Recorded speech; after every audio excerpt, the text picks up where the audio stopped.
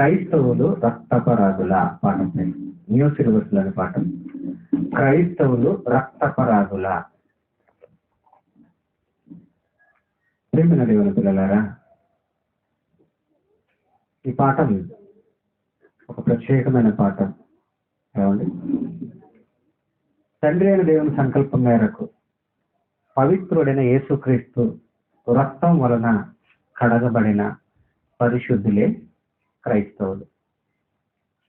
దేవుడు మనకు ఇచ్చిన సర్టిఫికెట్ ఏంటంటే, మీరు పాపముల చేత అపరాధముల చేత చచ్చిన వారై ఉండగా ఆయన కుమారుడైన యేసుక్రీస్తును మన కొరకు భూమి మీద పంపించి మన పాపముల నిమిత్తము ఆయన మరణానికి అప్పగించి ఆయన రక్తము ద్వారా మనకి పవిత్రత కలిగించాడు. ఏమంటే ఇవన్నీ మనకు తెలుసు. మీరు చీకటిలో నుండి ఆశ్చర్యకరమైన తన వెలుగులోనికి మిమ్మల్ని పిలిచిన వాని గుణాతిశయములను ప్రచురము చేయ నిమిత్తము ఏర్పరచబడిన వంశము, రాజులైన యజక సమూహము, దేవుని సొత్తైన ప్రజలు, పరిశుద్ధ జనము అన్నారు. అంటే క్రైస్తవులు పరిశుద్ధులు కదా. పరిశుద్ధులుగా తీర్చబడిన మనము రక్తపరాధులము అని ఎలా మనం ఆలోచించాలి, ఎలా చెప్పగలం? మన పాఠం ఏంటి? క్రైస్తవులు రక్తపరాధుల. రక్తపరాధులు అంటే అపరాధి అనగా పాపి. రక్తం వలన పాపిగా మారాడా? రక్తపు అపరాధాన్ని అంటించుకుంటున్నాడా? అది ఈ పాఠంలోని ప్రధాన ఉద్దేశం. ప్రియమైన దేవుని పిల్లలారా, రక్తపరాధము మంచిది కాదండి, చాలా ప్రమాదకరం. ఏమండి, భక్తుల మాటల్లో బైబిల్లో మనం చూడగలిగితే, ఏమండి, కీర్తనల గ్రంథం 9వ అధ్యాయము 12వ వచనం బైబిల్ని మనం శ్రద్ధగా ఆలోచిస్తే, రక్తపరాధం గురించి భక్తుల మాటల్లో మనం చూస్తే, కీర్తనల గ్రంథం 9వ అధ్యాయము 12వ వచనాన్ని మనం చూడగలిగితే, ఆయన రక్తపరాధమును గూర్చి విచారణ చేయనప్పుడు బాధపరచుబడవారిని జ్ఞాపకము చేసుకొనును, వారి మొరను ఆయన మరువడు. ఏమండి, ఇది చాలా స్ట్రాంగ్ కౌంటర్ లాగా ఉంది కదండి. ఆయన అనగా దేవుడు రక్తపరాధమును గూర్చిన విచారణ చేయనప్పుడు, ఏమండి, రక్తపరాధమును గూర్చిన విచారణ చేయనప్పుడు బాధపడు వారిని జ్ఞాపకము చేసుకొనును, వారి మొరను, అంటే బాధపడి మొర పెట్టిన వారి మొరను దేవుడు మరువాడు. అంటే రక్తపరాధము చేసిన వారిని దేవుడు విడిచిపెట్టడు. రక్తపరాధం అంటే ఏం లేదండి, రక్తమును చిందించి పాపమును అంటుకట్టుకోవడం.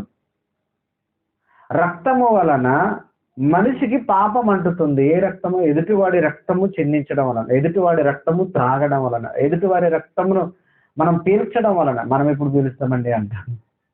వారి చెమటను దోచుకుంటున్నామంటే, వారికి అన్యాయం చేస్తున్నామంటే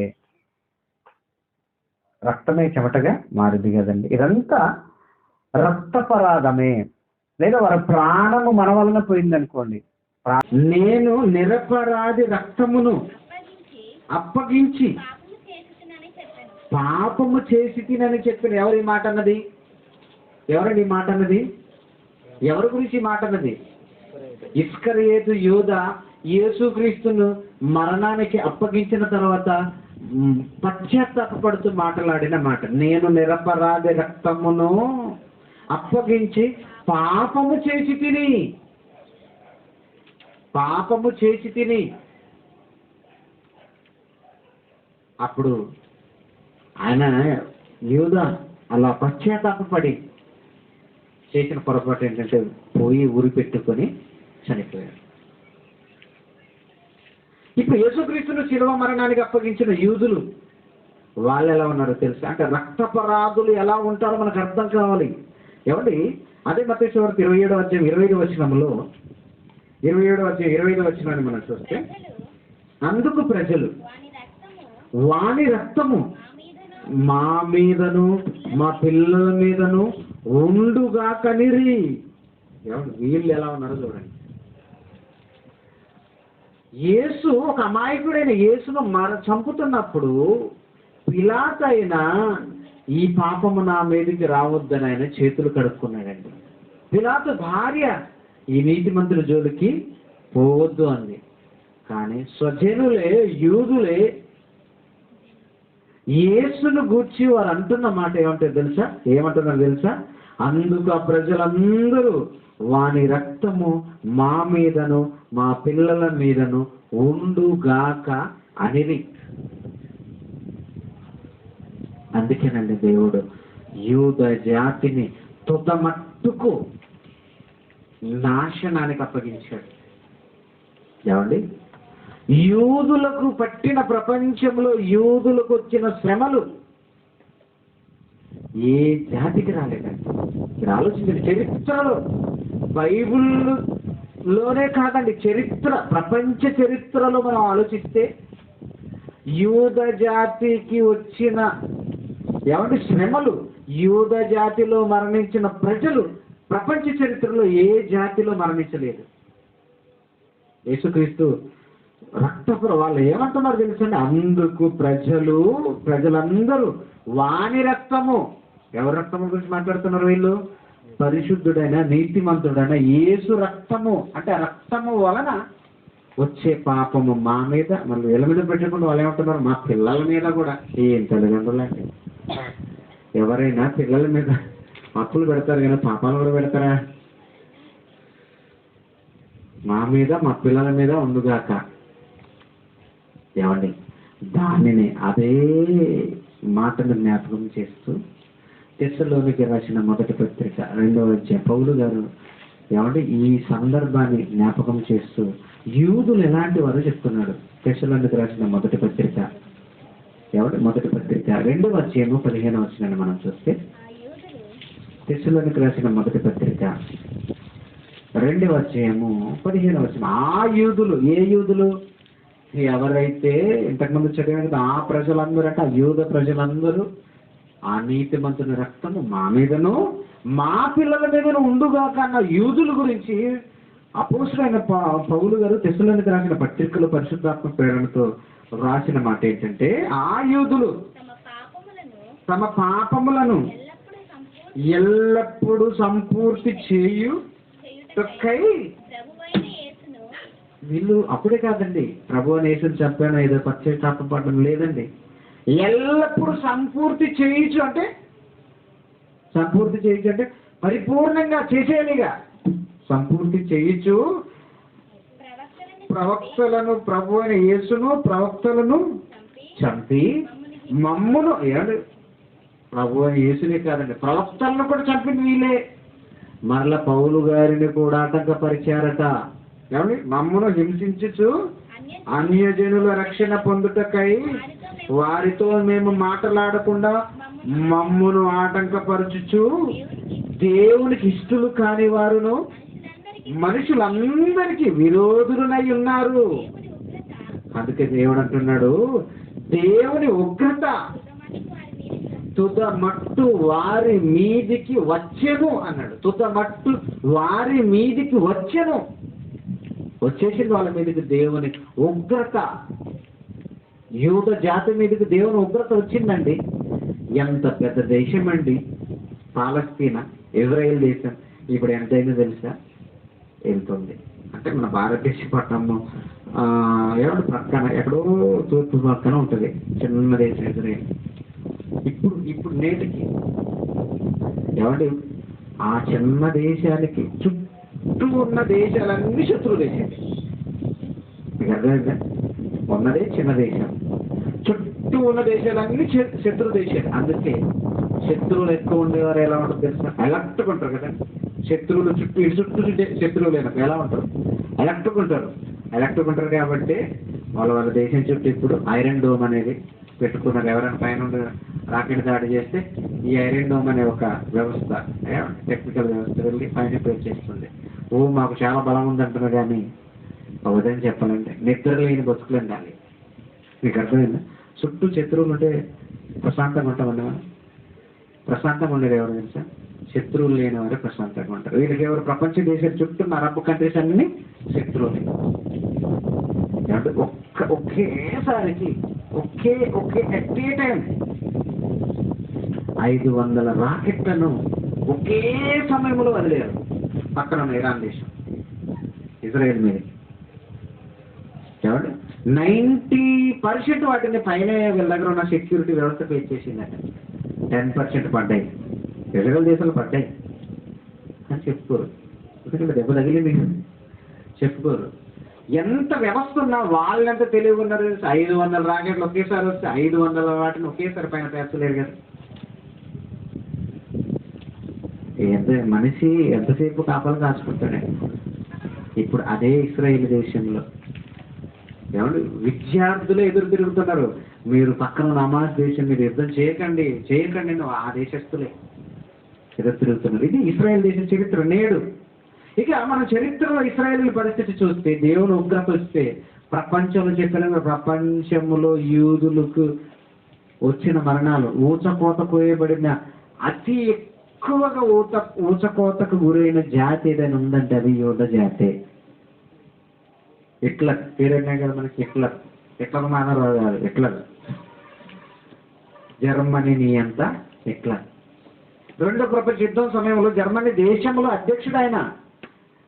ఆ అధ్యక్షుడు ఉన్న హిట్లర్ ఏం చేశాడో తెలుసా? యూదులను ఆయన చంపింది. యూదులను ఎంతమంది తెలుసా? 60 లక్షల మందిని ఊచకోత కోసేసాడు. ఊచకోత అంటే ఆ కారణంగా చంపేయడానికి గ్యాస్ ఛాంబర్లు ఏర్పాటు చేసి యూదులను చంపడానికి. ఏమంటే ఎలాంటి వాడంటే, వాడు యుద్ధం చేస్తున్న సమయంలో యూదులను చంపడానికి తుపాకులు వాడితే బుల్లెట్లు వేస్ట్ అని, అంతే కదా, తుపాకులు వాడితే బుల్లెట్లు వేస్ట్ అని, బాంబు వాడితే బాంబు వేస్ట్ అని, యుద్ధానికి చాలా కావాలి కదా అని వాడు ఏం చేశాడంటే పెద్ద గ్యాస్ ఛాంబర్లు కట్టించి అందులో లక్షల మంది, 60 లక్షల మందిని, అంటే ఒక ట్రిప్కి 50,000 మందిని 60,000 మందిని ఒక ఛాంబర్లో పంపించి దానికంతా మూత వేసేసి చిన్న వాటికి ఆల్రెడీగా సెట్ చేసిన రంధ్రాలలో గ్యాస్ వదిలేవాడు. ఏ గ్యాస్?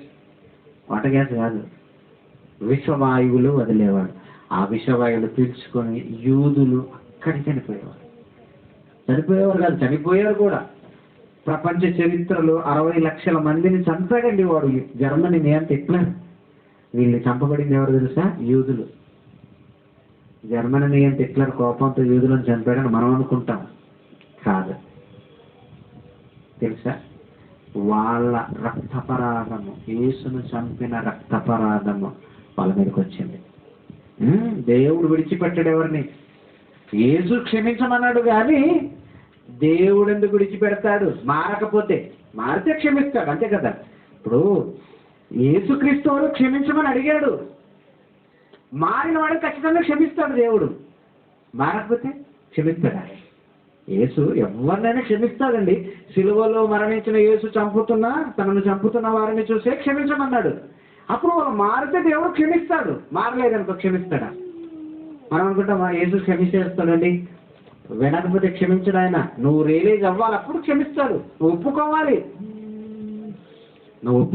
ఒప్పుకోకపోతే దేవుడు క్షమించడు. ఏమండి, సువార్త చెప్తున్నాం, మనం కూడా సువార్తకి వెళ్తున్నాం. స్వీకరించిన వాడే నువ్వు మా సువార్త సర్వ లోకమునకు వెళ్ళి సర్వ సృష్టికి సువార్తను ప్రకటించు. నమ్మి బాప్తిసం పొందిన వాడే రక్షింపబడు. నమ్మడండి ఆయన క్షమించాలని అంటవా?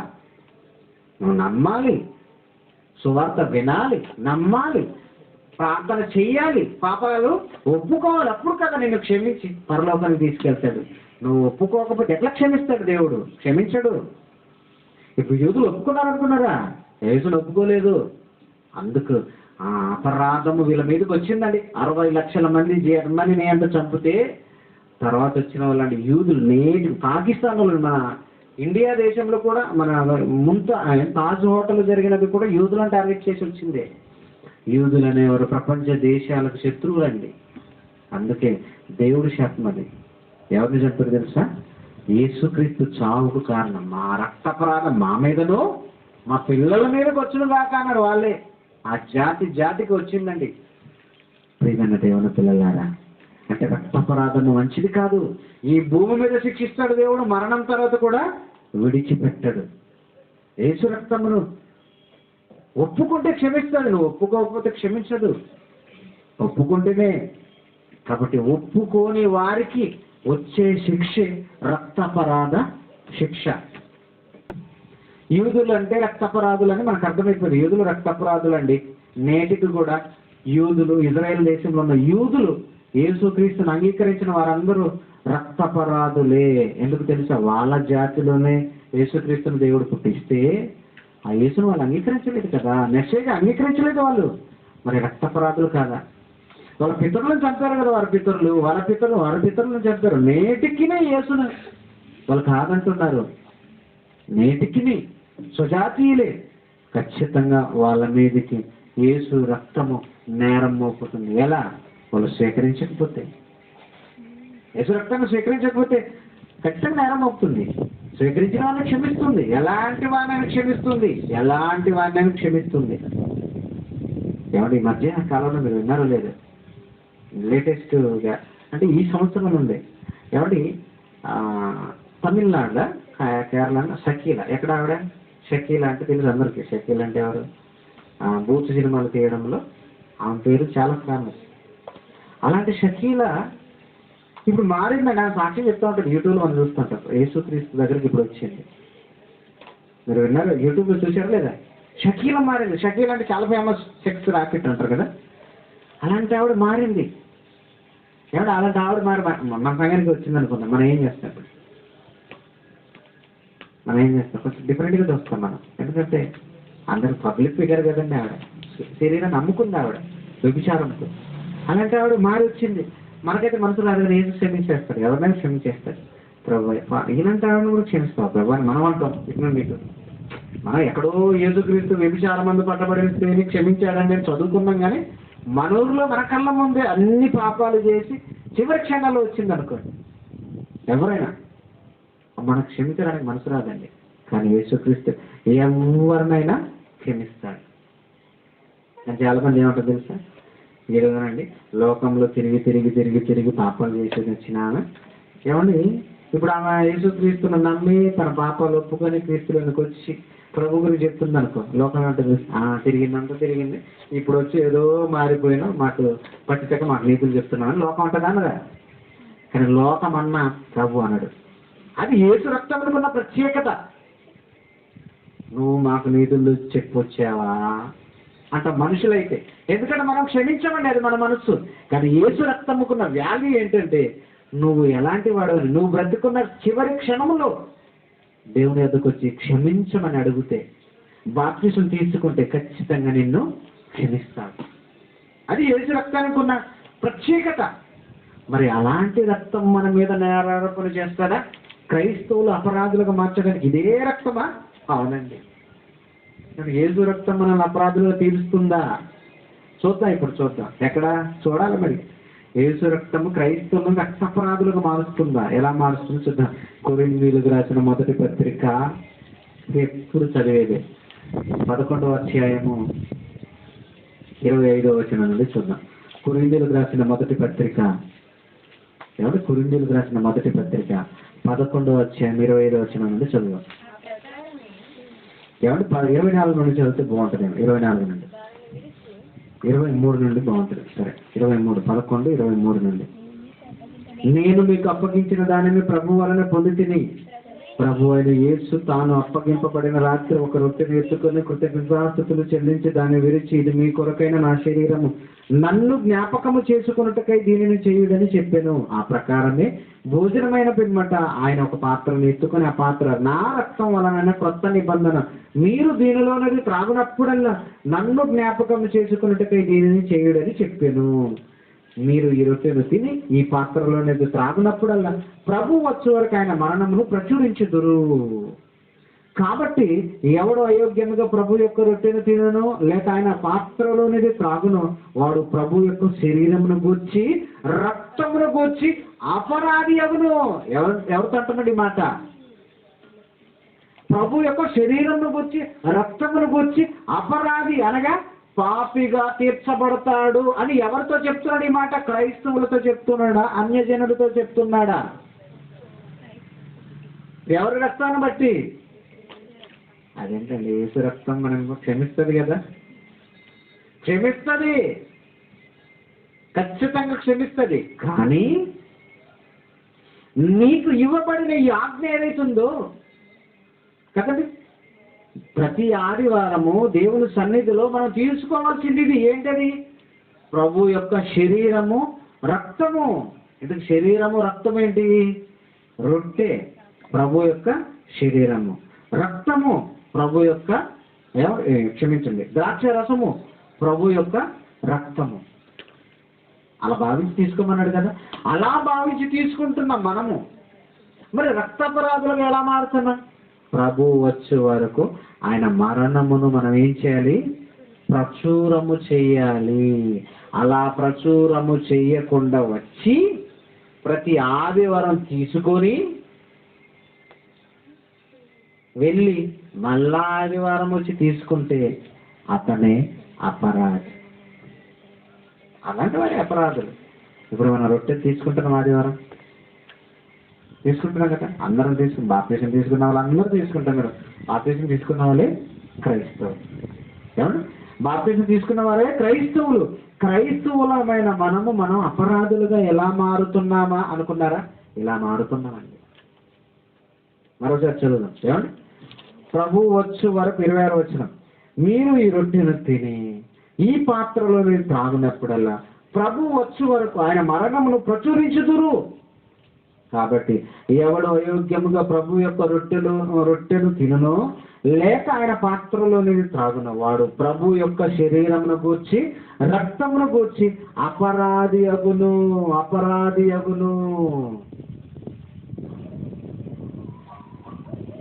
అంటే అపరాధులు ఎవరో తెలుసా?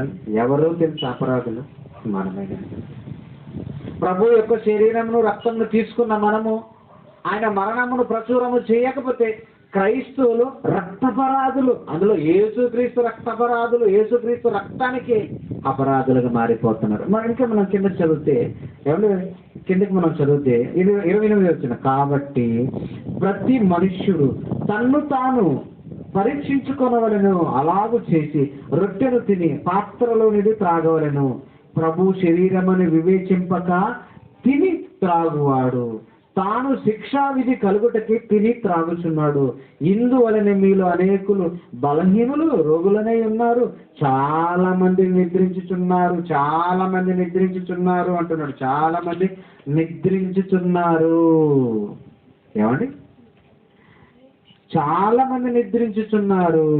మత్తయి సువార్త ఏమండి 26వ అధ్యాయం 28 వచనాన్ని ఒకసారి చూద్దాం. మత్తయి సువార్త 26వ అధ్యాయం 28 వచనాన్ని మనం చూడగలిగితే, యేసుక్రీస్తు ఇది నా రక్తము అనగా పాప క్షమాపణ నిమిత్తము అనేకుల కొరకు చిందించబడుచున్న నిబంధన రక్తము. ఇది నా రక్తము అనేకుల కొరకు చిందించబడుచున్న నిబంధన రక్తము. అనేకుల కొరకు చిందించుచున్న నిబంధన రక్తం. ఇక్కడ ఒక మాట చెప్పాడండి. యేసు రక్తము ద్వారా మనం ఎలా పాపులుగా మారుతాము అంటే, ఎలా అపరాధులుగా మనం మారుతామంటే, ఇది నిబంధన కోసమే చిందించిన రక్తం. నిబంధన అంటే యేసు రక్తము కార్చడం వలన కొత్త నిబంధన అనగా వాక్యము, కొత్త ధర్మశాస్త్రము, కొత్త చట్టము మనకు వచ్చింది. మరి ఈ కొత్త చట్టంలో ఉన్నదేంటి? ఈ కొత్త చట్టంలో ఉన్నదేంటంటే ఆయన మరణము, సమాధి, పునరుత్థానం. ఇది ఈ కొత్త నిబంధనలో ఉన్నది. మొత్తం యేసుక్రీస్తు మరణ, సమాధి, పునరుత్థానాల గురించే చెప్పబడుతుంది. పాత చట్టం మొత్తం ఆయన కమింగ్. పాత చట్టం అంటే తెలిసిన ధర్మశాస్త్రం. యేసుక్రీస్తు పుట్టుక, రాబోతున్నాడు మెస్సయ్య అని చెప్పింది పాత ధర్మశాస్త్రం. టూపీగా మనం ఆలోచిస్తాం, అంతే కదా. పాత ధర్మశాస్త్రంలో యేసుక్రీస్తు ఫస్ట్ కమింగ్. ఆయన భూమి మీదకి వస్తాడు, మెస్సయ్య వస్తాడు, మనల్ని మన పాపం నుండి విడిపిస్తాడు, రక్షకుడు రాబోతున్నాడు, మెస్సయ్య రాబోతున్నాడు, ఇమ్మానుయేలు అని పిలువబడ్డాడు. అలా పిలువబడిన యేసుక్రీస్తు వారు వచ్చిన తర్వాత న్యూలా, కొత్త చట్టం. ఈ కొత్త చట్టంలో ఆయన మరణం, ఆయన సువార్త, ఆయన మరణం, సమాధి, పునరుత్థానం. అంటే తిరిగి లేస్తే మరో బ్రతుకుందని కొత్త చట్టం చెప్తుంది. అదే చెప్తున్నాడు. అనేకుల కొరకు చిన్నించబడిన కొత్త నిబంధన, కొత్త చట్టం మనకి ఇచ్చాడు. మరి ఈ నిబంధనను నువ్వేం చేయాలి? సమాజానికి ప్రకటించాలి. ఈ నిబంధనను మనం సమాజానికి ప్రకటించాలండి, ప్రకటించాలి. యేసు రక్తం కూడా తీసుకుంటున్న నీవు నీ పాపాలు కూడా ఎప్పుడు క్షమిస్తుందో తెలుసా?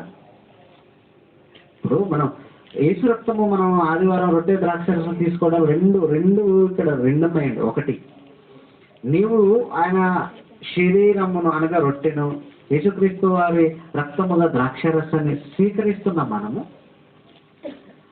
ఆయన మరణాన్ని ప్రచురించాలి, జ్ఞాపకము చేసుకోవడానికి దీన్ని చేస్తున్నాం. అదేవిధంగా ఆయన రక్తము తీసుకుంటున్న మనం ఏదైనా పాపాలు చేస్తే మనల్ని క్షమిస్తున్నారు. 2 పాయింట్స్. చాలా మంది దీనిని ఒకవైపు ఆలోచిస్తున్నారు. అంటే రక్తం తీసుకుంటే ఈరోజు క్రైస్తవులు ఎలా ఉన్నారంటే, ప్రపంచ క్రైస్తవులు ఎలా ఉన్నారంటే, యేసు రక్తం తీసుకుంటే అమ్మయ్య ఈ వారం రోజులు చేసిన నా పాపాలు మొత్తం పోతాయి, ఓనికి పోతాయి. కానీ మరలా వారానికి నువ్వు తీసుకొని దీన్ని జ్ఞాపకం చేసుకోవడానికి దీనిని చేయడం అన్నాడు. ఆయన మరణము సమాధి ప్రకటించకపోతే మరలా వచ్చేవారని నువ్వే పాతది తీసుకున్న నువ్వు ప్రకటించాలి.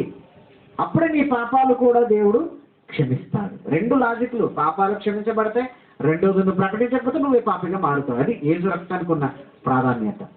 రైట్. ఇప్పుడు మనం ఏం చేయాలి? మనం ఏం చేయాలి? మనలో పాపాలు క్షమించబడాలంటే మనం ఏం చేయాలి? యేసు రక్తం స్వీకరిస్తేనే సరిపోదు. మనలో పాపాలు యేసు రక్తం స్వీకరిస్తున్న మనలో పాపాలు క్షమించబడాలంటే యోహాను మొదటి పత్రిక 1 అధ్యాయం 7వ వచనాన్ని చదువుదాం. యోహాను మొదటి పత్రిక 1 అధ్యాయం 7వ వచనం. యోహాను మొదటి పత్రిక 1 అధ్యాయం 7వ వచనాన్ని మనం చూస్తే, అయితే ఆయన వెలుగులో ఉన్న ప్రకారము మనమును వెలుగులో నడిచిన ఎడల మనము అన్యోన్య సహవాసము గలవారమయ్యుందుము. అప్పుడు ఆయన కుమారుడైన యేసు రక్తము ప్రతి పాపముల నుండి మనలను పవిత్రులుగా చేయను. అప్పుడు ఆయన వెలుగులోనున్న ప్రకారము మనమును వెలుగులో నడిచిన ఎడల నడవాలి. దేవునితో మనం నడవాలి, వాక్యంతో నడవాలి, వాక్యం ప్రకారం మనం నడవాలి, వాక్యాన్ని నేర్చుకోవాలి, సమాజానికి వెళ్ళి ప్రకటించాలి. ఇలా నువ్వు నడుస్తుంటేనే అప్పుడు యేసు రక్తము ప్రతి పాపము నుండి నిన్ను పవిత్రునిగా చేస్తుంది. నడవకుండా ఆదివారం నడిచి వచ్చి అపరాధిని అనుకుంటూ పాట పాడుకుంటూ వచ్చి ఏడుస్తూ ప్రార్థన చేసి రొట్టె ద్రాక్షరసం తీసుకుని అన్నయ్య దేవుడు నా పాపాలు క్షమించాను మూర్తి చూసుకొని ఇంటికి వెళితే నీ పాపాలు క్షమించబడవు. తీసుకున్న నీవు ఆయన మరణాన్ని సమాధి పునరుత్థానాన్ని అనగా వాక్యాన్ని ఈ సమాజానికి ఏం చేయాలి? ప్రకటించాలి. ఇప్పుడు చెప్పండి, 350 కోట్ల మంది జనాభా అండి క్రైస్తవులు. మరి ఇప్పుడు ఎంతమంది రక్తాపరాధులు చెప్పండి, ఎంతమంది సువార్త ప్రకటిస్తున్నారు చెప్పండి, చెప్పండి. మన ఆలోచనకి విడిచిపెడదాం. ఎంత క్రైస్తవులు ఈరోజు అందరూ సువార్త ప్రకటిస్తున్నారు. ఇప్పుడు మనం ప్రకటిస్తున్నాం, పక్కన మనం ప్రకటిస్తున్నాం. ఒకటి చేస్తున్నాం, నెలకేంటి ఒక సెమినార్, అది సువార్త ప్రకటనే. కానీ మన వాళ్ళకి ఎక్కువగా మనకి అనేనులకి ఎంతవరకు వెళ్తుందో కొంచెమే. ఇంకా మరి ఎవరికైనా డబ్బులతోనే కాదండి, ప్రతి ఒక్కటి నోటితో మనం చెప్పే ప్రయత్నమా, చేసేవారికి సపోర్టా? రక్తమే దేహమునకు ప్రాణం. కనుక రక్తపరాధం విషయంలో దేవుడు వాళ్ళ మొరను ఖచ్చితంగా వింటాడు, మరవడు. అంటే దేవుడు విడిచిపెట్టాడు అన్నది కీర్తనకారుడు ఉద్దేశం. మరొక గ్రంథాన్ని మనం చూస్తే 51వ కీర్తన ఏమండి, 51వ కీర్తనను మనం చూస్తే 14వ వచనం చూడండి. కీర్తనకారుడైన దావీదు గారు రాసిన కీర్తన ఇది. ఏమంటే ఆయన పాపం చేసిన తర్వాత పశ్చాత్తాపంతో రాసిన కీర్తన. 14వ వచనాన్ని మనం చూస్తే, దేవా నా రక్షణకర్తయగు దేవా రక్తపరాధము నుండి నన్ను విడిపింపుము. ఏమండి ప్రార్థన చేస్తున్నాడు దావీదు గారు. ఏదైనా రక్తపరాధం ఆయన కంటింది. ఎందుకంటే రక్తము ఒకతని ప్రాణమే తీశాడు. ఊరియా భార్య విషయంలో ఆయన చేసిన తప్పుకి, ఊరియాను చంపించినందుకు క్షమాపణ ప్రార్థన ఇది. దావీదు గారు బత్షెబ యొద్దకు వెళ్ళిన తర్వాత నాతాను ప్రవక్తను ఆయన యొద్దకు దేవుడు పంపించినప్పుడు రియలైజ్ అయ్యి, నేను తప్పు చేశానని ఒప్పుకోలు ప్రార్థనే ఈ 51వ కీర్తన. అందులో ఆ ప్రార్థనలో దావీదు గారు అంటున్నమాట, దేవా నా రక్షణకర్తయగు దేవా, రక్తపరాధము నుండి నన్ను విడిపించుము, రక్తపరాధము నుండి నన్ను విడిపించుము. అంటే రక్తపరాధం అంత ప్రమాదమా? అవునండి, చాలా ప్రమాదం. ఏమండి, చాలా ప్రమాదం. ఇంకో మాటను మనం చూడగలిగితే, అంటే బలపరిచేట రక్తపరాధమును గురించి మనం చూస్తే 2వ రాజుల గ్రంథము 24వ అధ్యాయం 4వ వచనం. రాజుల 2వ గ్రంథము, ఏమండి, రాజుల 2వ గ్రంథము 24వ అధ్యాయము 4వ వచనాన్ని మనం చూడగలిగితే, అతడు నిరపరాధుల రక్తముతో యెరూషలేమును నింపినందున అది క్షమించుటకు యెహోవాకు మనసు లేకపోయినంటే, దేవుడికి కూడా క్షమించడానికి మనసు లేనంత పని చేసాడు. దేని వల్ల? నిరపరాధుల రక్తము చిందించినందుకు. ఎవడు రక్తం చిందిస్తేనే దేవుడు మరవడు, ఖచ్చితంగా దానికి ప్రతిఫలం ఇస్తాడు. కానీ నిరపరాధి రక్తము, అందులో నిరపరాధి ఏ అపరాధము చేయకుండా అన్యాయముగా ఒక నిరపరాధి నీతిమంతుడు రక్తము కారిస్తే ఆయన అసలు దానిని మరిచిపోలేడు దేవుడు. అంటే క్షమించడానికి దేవుడికి మనసు రాలేదు. ఒకనాడు అంతా విపరీతమైన రక్తము నిరపరాధులు చిందించాడు. ఇక్కడ యెహోయాకీము దినములలో, యూదారాజైన యెహోయాకీము దినములలో జరిగిన సంఘటనను దేవుడు జ్ఞాపకం చేశాడు. అంటే ఆ సందర్భంలో దేవుడు మాట్లాడాడు. యాక్చువల్గా ఇశ్రాయేలు రాజులు చేసిన తప్పిదాలన్నిటికీ దేవుడు అన్న మాట ఇది. క్షమించండి, యూదా రాజులు చేసిన తప్పిదాలన్నిటికీ ఈ ప్రవచనం ఇది. ఆ ప్రవచనం అప్పుడు నెరవేరుతుంది. నెబుకద్నెజర్ని దేవుడు పంపించాడు, యూదుల మీద దండయాత్ర చేశాడు, 3 సార్లు యెరూషలేమును ముట్టడి వేశాడు. అదంతా యూదా రాజులు చేసుకుంటూ వచ్చిన రక్తపరాధము వలన యెరూషలేము పట్టణానికి పట్టిన గతి. అంటే రక్తపరాధమును దేవుడు అస్సలు విడిచిపెట్టాడు. ఎవరు? ఇక దేవుడు రక్తపరాధమును విడిచిపెట్టాడు, రక్తపరాధులుగా నేరస్తులుగా నిలబెడతాడు. అది బాగానే ఉంది. అంటే పాపము చేయడం అనగా ఎదుటివారి రక్తాన్ని చిందించడం, ఎదుటివారికి అన్యాయం చేయడం, ఎదుటివారి శ్రమను దోచుకోవడం, ఎదుటివారి ప్రాణం పోవడానికి కారణమవడం, ఇదంతా రక్తపరాధమే. ఇప్పుడు ఇలాంటి రక్తపరాధాలు యూదులు, ఇశ్రాయేలీలు ఇతరుల పట్ల చేశారు కాబట్టి వాళ్ళకి రక్తపరాధులుగా చేసిన వారిని దేవుడు శిక్షించాడు, ప్రతిదండన చేశాడు. ఏమండి? కానీ క్రైస్తవులమైన మనము, ఏమండి, క్రైస్తవులమైన మనము ఏమి అపరాధం చేస్తున్నాం? ఇది ప్రశ్న. ఏమండి, మనం అపరాధులు ఎలా తీర్చబడుతున్నాం? ఏమంటే రక్తపరాధం విషయంలో దేవుడు ఎంత కఠినంగా ఉంటాడో మనం ముందటి అధ్యాయాలలో చూసాం. ఒకసారి ఇప్పుడు చూద్దాం ప్రకటన గ్రంథం. ఏమంటే మనం అనేక సార్లు చదివిన రెఫరెన్స్లే, కానీ ఈరోజు మనము ఈ సందర్భంలో మనం ఆలోచించగలిగితే ప్రకటన గ్రంథం 6వ అధ్యాయము 9, 10 వచనాలు మనం చూస్తే, ప్రకటన గ్రంథం 6వ అధ్యాయము 9, 10 వచనాలు మనం చూడగలిగితే, ఆయన 5వ ముద్ర విప్పినప్పుడు దేవుని వాక్యము నిమిత్తము తామిచ్చిన సాక్ష్యము నిమిత్తము వధింపబడిన వారి ఆత్మలను బలిపీఠము క్రింద చూచితిని. వారు నాదా సత్యస్వరూపి పరిశుద్ధుడా ఎందాక తీర్పు తీర్చటయు, ఎవరి మా రక్తము నిమిత్తము భూనివాసులకు ప్రతిదండన చేయకయుందు అని బిగ్గరగా కేకలు వేసిరి. మరలా ఇక్కడ అదే కోట్ చేస్తున్నారు వాళ్ళు. ఎవరు? భూమి మీద నీతిమంతులుగా బ్రతికి చనిపోయిన నీతిమంతులు పరదేశులో ఉండి దేవుడికి మొరపెడుతున్నారు వాళ్ళందరూ. నాదా సత్యస్వరూపి పరిశుద్ధుడా ఎందాక తీర్పు తీర్చక ఉంది అయ్యా మా రక్తము నిమిత్తము. ఏమంటున్నారు? ఏ సెక్షన్ కోడ్ చేస్తున్నారు? మా రక్తము నిమిత్తము భూనివాసులకు ప్రతిదండన చేయి అంటున్నారు వాళ్ళు. అంటే రక్తము నిమిత్తము ప్రతిదండన ఉంటుందా? ఉంటుంది. రక్తము నిమిత్తము ప్రతిదండన ఉంటుంది ఖచ్చితంగా. అంటే రక్తమును కాల్చడం వలన, రక్తము చిందించడం వలన ప్రతిదండన ఉంటుంది. ఇది గుర్తుపెట్టుకోవాలి, రక్తము వలన ప్రతిదండన. ఎందుకంటే ఈ పాఠం అయ్యేసరికి మీకు అర్థమైంది. రక్తము వలన ప్రతిదండన, రక్తము వలన మనకి దేవుడి కోపము, దేవుడి ఆవేశము మన మీదకి వస్తుంది. ఎందుకంటే మన అపరాధులుగా తీర్చబడుతున్నాం. రైట్. ఇప్పుడు మనం ఆలోచించగలిగితే అంటే రక్తము వలన ప్రతిదండన. ప్రియమైన దేవుని పిల్లలారా, అంటే రక్తము ప్రతిదండనకు కారణమవుతుంది. అవును, రక్తము ప్రతిదండనకు కారణమవుతుంది. ఇంకో మాటను మనం చూద్దాం, బైబిల్లో చూద్దాం. ఏమంటే ఆదికాండము 9:5 ఏమంటే ఇక్కడ కయీను తన తమ్ముడైన హేబేలును చంపాడు. ఇక్కడ ఈయన నీతిమంతుడే. ఈ సందర్భంలో మనకు తెలుసు, అయినా ఈ పాఠంలో మనం చూడాలి.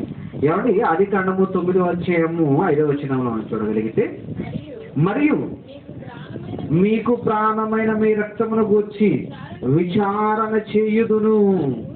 ఇక్కడ ఈ సందర్భంలో నోవాహుతో దేవుడు మాట్లాడుతున్నాడు. తర్వాత కయీను సందర్భం చూద్దాం.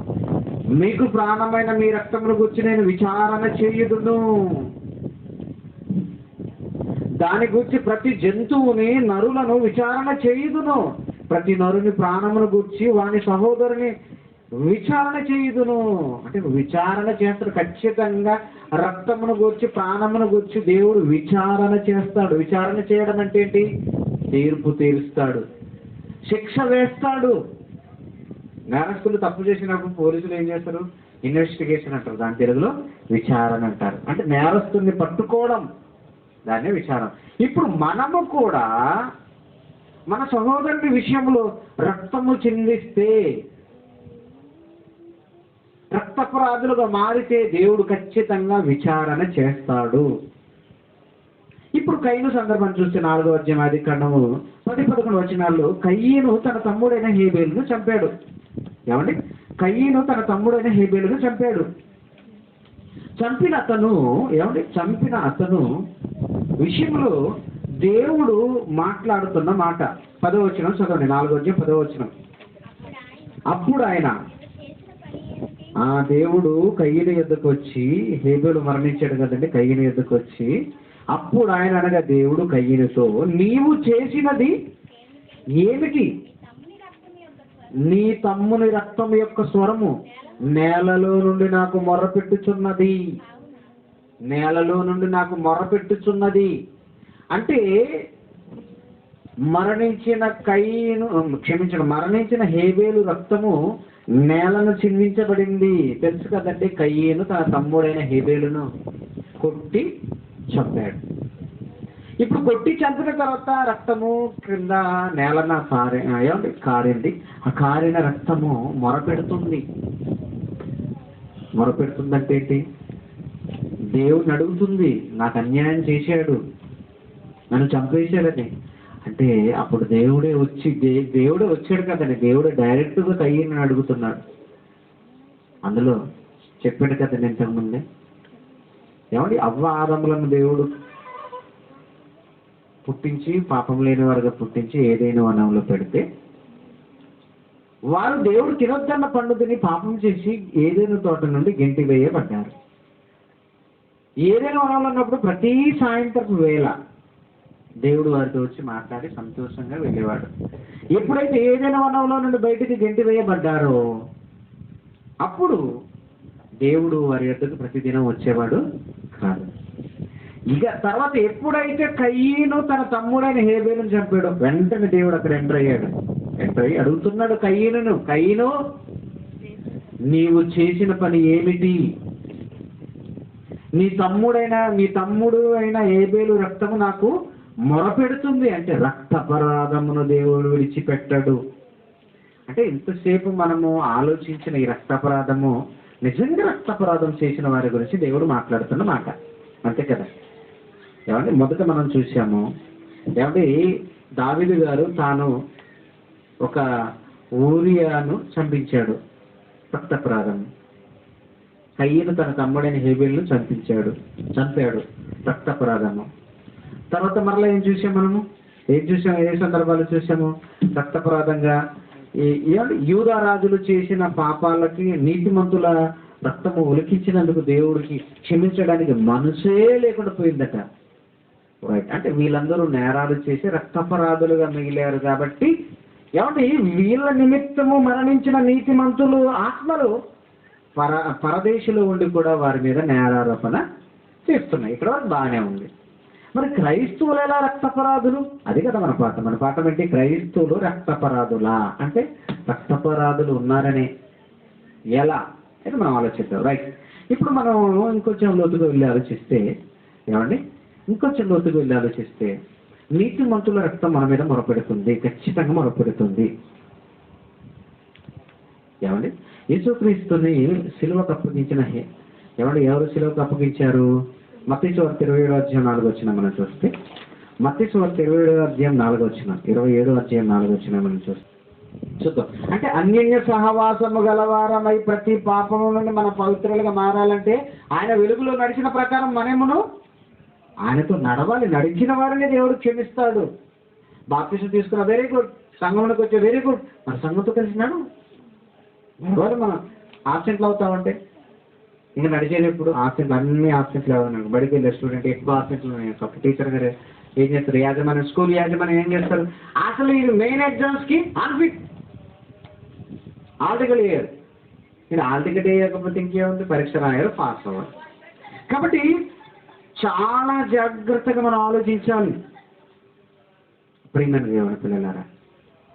ఇంకా యోహాను మొదటి పత్రిక 3:16 చివరి యోహాను మొదటి పత్రిక 3:16 ఆయన మన నిమిత్తము తన ప్రాణము పెట్టెను గనుక దీని వలన ప్రేమ ఎటుదో తెలుసుకొనిచున్నాము.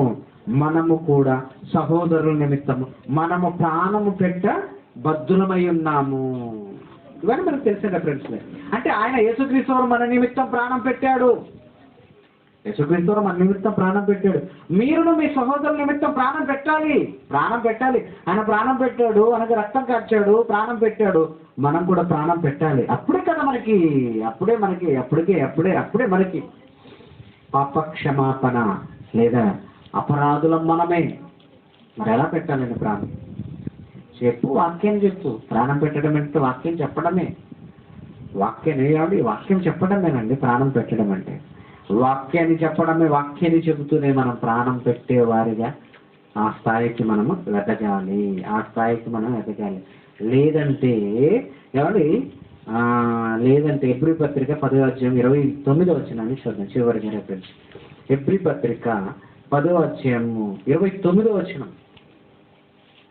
హెబ్రీ పత్రిక 10:29 మనం చూస్తే, ఇట్లుండగా, చాలా జాగ్రత్త ఉంచాలని, ఇట్లుండగా దేవుని కుమారుని పాదములతో త్రొక్కి తాను పరిశుద్ధపరచబడుటకు సాధనమైన నిబంధన రక్తమును అపవిత్రమైనదిగా ఎంచి కృపకు మూలముగా ఆత్మను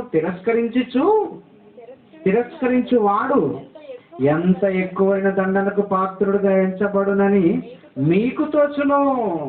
ఏమండి, పరిశుద్ధపరచబడుటకు సాధనమైన నిబంధన రక్తమును అపవిత్రముగా ఎంచి. అది ఎప్పుడు అపవిత్రంగా ఎంచబడుతుంది? మన పరిశుద్ధతకు కారణమైన నిబంధన రక్తం అపవిత్రముగా ఎప్పుడు ఎంచుతామో తెలుసా? దానిని ఇది ప్రభు శరీరం అని యోచింపక, ద్రాక్షారసం ప్రభు రక్తమని యోచింపక తిని త్రాగువాడు శిక్షా విధి కలుగుటకే దానిని త్రాగుచున్నాడు. అలాంటి వాడే పరిశుద్ధపరచబడుటకు సాధనమైన నిబంధన రక్తమును అపవిత్రముగా ఎంచేవాడు. ఏమండి, ఇదండి క్రైస్తవులు అపరాధులుగా మారుతున్నారంటే కారణం ఆ యేసు రక్తము తీసుకున్న మనము, ఆ యేసు మరణ సమాధి పునరుత్థానం, చీకటిలో నుండి ఆశ్చర్యకరమైన తన వెలుగులోనికి మనల్ని పిలిచిన ఆయన గుణాతిశయములను ప్రచురము చేయకుండా బల్లలో చేతులుంచే ప్రతి ఒక్కరూ రక్తపరాధులే. ఇప్పుడు ఆలోచించండి, క్రైస్తవులు రక్తపరాధుల, పరిశుద్ధులుగా పవిత్రులుగా తీర్చబడిన క్రైస్తవులు మరలా రక్తపరాధులుగా మారిపోతున్నారంటే ఏమనాలి చెప్పండి? ఏమంటే అంటే యూదులు సిలువ వేశారంటే మేము వేయలేదంటారా? చివరికి ఈ రెఫరెన్స్ చూద్దాం. యూదులు అంటే సిలువ వేసింది మేము వేయలేదంటారా? హెబ్రీ పత్రిక 6వ అధ్యాయం 5-6 వచనాల్లో చూస్తే ఇది మనకు తెలుసు ఆల్రెడీగా. హెబ్రీ పత్రిక 6వ అధ్యాయం 5-6 వచనాల్లో ఏమండి, దేవుని వాక్యమును రాబోయే యుగ సంబంధమైన శక్తుల ప్రభావమును అనుభవించిన తర్వాత తప్పిపోయిన వారు తమ విషయములో దేవుని కుమారుని మరలా సిలువ వేయించు బాహాటముగా ఆయన అవమానపరుచుచున్నారు. యేసుక్రీస్తుని సిలువ వేస్తున్నావు మనం మరలా తప్పిపోతే, అంటే సువార్త ప్రకటించకపోతే తప్పిపోయినట్టే. తప్పిపోయిన వాడు మరలా బాహాటముగా యేసును సిలువ వేస్తున్నాడట. మరి ఇది మరలా మనమే సిలువ వేస్తే ఇంకా మరీ అపరాధం కదండి. యేసుక్రీస్తును మరలా సిలువకు అప్పగిస్తే అపరాధం కదా. కాబట్టి దేవునిలోనికి వచ్చిన మనము, పరిశుద్ధపరచబడిన మనము, క్రైస్తవులుగా చేర్చబడిన మనము మరలా వెనక్కిపోతే డైరెక్ట్ అపరాధి వేగను. రొట్టె ద్రాక్షాలను తీసుకొని యేసు గురించి ప్రకటించినప్పుడు అపరాధి అయితే, ఇక డైరెక్ట్గా మరలా మనం తప్పిపోతే, ప్రభు ఎదుక రాకుండా ప్రభువును మనం మర్చిపోతే మరలా ఆయన సిలువ వేసినట్టండి. ఆయన మరలా సిలువ వేస్తే దేవుడు ఊరుకోడు సుమా, దేవుడు ఊరుకోడు. యేసు రక్తమును స్వీకరిస్తున్న మనం ఆయన రక్తమును గూర్చి అపరాధులుగా మనం తీర్చబడకుండా ఉండక ముందే మేల్కొని రక్తపరాధులు అంటే పాపులండి, వాళ్ళు పాపులండి, వీళ్ళు పాపులండి అనకండి. మనం కూడా పాపులుగా తీర్చి ఏమంటే క్రైస్తవ్యం అంటే చాలా నిష్ట కలిగిన జీవితం అండి. నిష్ట అంటారు ఏమంటే ఏమంటే నిష్టగా ఉండేవాళ్ళు ఎవరు ఉంటారు? ఏమంటే మన హైందవ సోదరులలో ఏమంటే మాల వేసుకునే నిష్టగా ఉంటారండి వాళ్ళు 40 రోజులు. కానీ క్రైస్తవుడు నువ్వు మాల లేకుండా 365 రోజులు నిష్టగా ఉండాలి. నువ్వేదో పైన కాదు, నీ హృదయం నిష్టగా ఉండాలి, పవిత్రంగా ఉండాలి. ఏమంటే అటు దేవుని ఆజ్ఞలకు మనం నేరస్తులు కాకూడదు, సమాజంలో కూడా నిందించుటకు విరోధికి అవకాశం ఇవ్వకుండా మనం బ్రతకాలి. ఎంత కష్టం అండి క్రైస్తవ జీవితం. చాలామంది అనుకుంటే పొరపాటు నుంచి అనవసరంగా పోయి ఏడుకొచ్చి లోకంలో ఉన్న హాయిగా బ్రతకొచ్చి పోయి ఏడుకొచ్చి ముందు నొయ్యి వెనక గొయ్యి. ముందు అంటే బావి, ముందుకు వెళ్ళామా బావిలో పడతా, వెనక పోయామా గొయ్యిలో పడతా. ఏంట్రా బాబు ఈ బ్రతుకు అనుకుంటున్నాం. కొంతకాలమే ఇది నీకు పరీక్ష కాలం. విద్యార్థులు పరీక్ష రాసేటప్పుడు ఎట్లుంటారు? 10th క్లాస్ రిజల్ట్స్ మొన్న వచ్చింది కదా. రిజల్ట్స్ రాకముందే ఒక ఆవిడ 2 అంతస్తులను దూకి చనిపోయింది. విషయం ఏంటంటే ఇంటర్మీడియట్లో విషయం ఏంటంటే చనిపోయిన 2వ రోజు రిజల్ట్ వచ్చి ఆమె పాస్ అయింది. అంటే దీన్ని బట్టి మీరు ఆలోచించండి. ఈ ఫోబియా అంటారు దీన్ని, భయం అనే ఈ ఫోబియా. పరీక్షల సమయంలో పిల్లల పరిస్థితి ఎలా ఉంటుంది? భయం టెన్షన్ పడుతూ ఉంటారు. దానికంటే ఎక్కువగా భయపడుతూ దేవునికి భయపడుతూ భయము భక్తి కలిగి బ్రతకవలసింది క్రైస్తవుడు. మనమే దేవుడు అంటే భయపడాలి. ఈ సమాజంలో పాపం చేయకుండా ఉండడానికి మనం చాలా జాగ్రత్త వహించాలి. చాలా చులకనైపోయిందండి ఈరోజు సమాజంలో. ఏంటండి మనం క్రైస్తవులకు ఇలా మారిపోతున్నాం? బాహాటముగా మరలా మన ప్రభువును సిలువ వేస్తున్నాం. మనం విడిచిపెట్టడు, రక్తపరాధులుగా తీరుస్తాడు. భూమి మీద నీకు శిక్ష ఉంటుంది, చనిపోయిన తర్వాత నీకు శిక్ష ఉంటుంది. ఆలోచించండి. రక్తపరాధం నా మీద మోపకు ప్రభు అని మొదట మనం చూసాం కదా భక్తులు, కీర్తనకారుడు. ప్రభు ఆ రక్తపరాధం నా మీద మోపకు, చాలా ప్రమాదం. మా రక్తము నిమిత్తము ప్రతి దండన ఎందుకు చేయట్లేదని వాళ్ళు నీతిమంతులు అడుగుతున్నారు. ప్రతి దండన అనేది చాలా ప్రమాదకరం, రక్తము నిమిత్తము. కనుక ప్రియమైన దేవుని పిల్లలు, అందుకే మన బ్రతుకులు ఇలా అయిపోతున్నాయి. ఎందుకు తెలుసండి? మనము ఈరోజు క్రైస్తవులకు కూడా మనం ఎందుకు మన బ్రతుకులు ఇలా అయిపోతున్నాయంటే కారణం ఏంటంటే మనం కూడా అపరాధులుగా మారిపోతున్నాం. అంటే ముందు మనకే శిక్ష పడుతుంది, దేవుడు మనకే శిక్షిస్తాడు. శ్రమలు ఎందుకో రావండి, మన బ్రతుకును బట్టి దేవుడు మనకిస్తాడు. నువ్వు నీతిమంతులకు బ్రతుకుతున్నావా? అప్పుడు శ్రమలు వచ్చినాయి అంటే నువ్వు అదృష్టవంతుడు. నువ్వు నీతిమంతులకు బ్రతకట్లేదా? అయితే శ్రమ వచ్చిందంటే నీ బ్రతుకు బాగలేదని. ఆలోచించండి. దేవుని మాటలు కదండి, మనల్ని మార్చే కదండి, మనకి మేలు చేసే కదండి. కనుక మనస్సు కలిగి మనం రక్తపరాధులుగా మారక నిర్దోషులుగా, నిష్కలంకులుగా, అనింద్యులుగా దేవుని ఎదుట మనం అందరం కనపడాలని కోరుకుంటూ ఈ మాటలు ముగిస్తున్న ప్రార్థన చేసుకుంటాం.